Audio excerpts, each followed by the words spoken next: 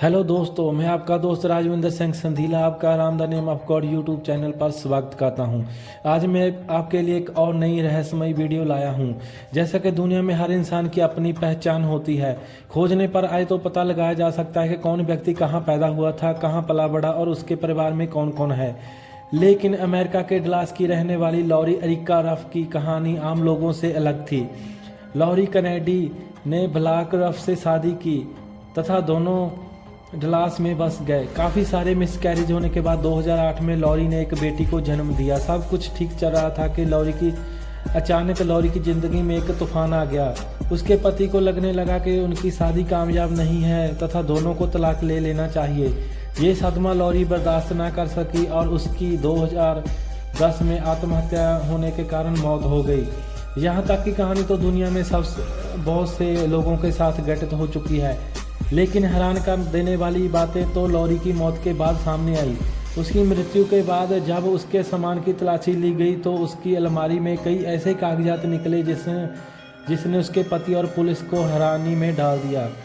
दरअसल मृत्यु के समय लॉरी की उम्र 42 साल की थी, लेकिन कागजात के हिसाब से 1988 से पहले लॉरी कैनेडी नाम की कोई महिला थी ही नहीं। उसके पास से कुछ दस्तावेज बरामद हुए जिन पर उसका नाम बेकी सुई टर्नर दर्ज था। बात यही ख़त्म नहीं होती।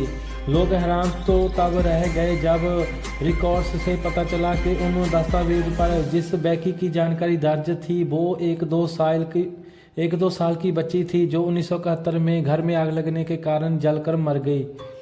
अगर बेकी मर चुकी थी फिर लॉरी कौन थी, कहां से आई थी? इन सवालों का जवाब किसी के पास नहीं था। 2016 तक लॉरी पुलिस की फाइलों में एक रहस्यमय केस बनकर पड़ी रही, लेकिन इसी साल लॉरी के रहस्यों से पर्दा उठ गया। लॉरी के केस की तहकीकात कर रहे सोशल सिक्योरिटी एडमिनिस्ट्रेशन के इन्वेस्टिगेटर जॉय वेलिंग को 2015 में एक फ़ोन आया। वो फ़ोन न्यूक्लियर फिजिस्ट तथा फॉरेंसिक जेनेलॉजिस्ट कॉलिन फिट्जपैट्रिक था। दरअसल 2013 के बाद लॉरी की कहानी अखबारों में छपने लगी। तब से कॉलिन ऑनलाइन ही इस केस की छानबीन में जुटे हुए थे। कॉलिन ने जॉय को बताया कि उन्होंने लॉरी की डीएनए से उनकी फैमिली हिस्ट्री निकाली है जो फिलाडेल्फिया में रहते हैं। कॉलिन की बात पर भरोसा कर जॉय जब उनके बताए हुए पते पर पूछताछ करने पहुंचे तो उन्होंने उस परिवार के लोगों को लॉरी का ड्राइविंग लाइसेंस दिखाया जिस पर उसकी फ़ोटो थी। लाइसेंस को देखते ही परिवार के सदस्यों ने चीखते हुए कहा कि ये तो किम्बरली है। ये लॉरी की मां का परिवार था तथा लॉरी का असली नाम किम्बरली मैकलेन था।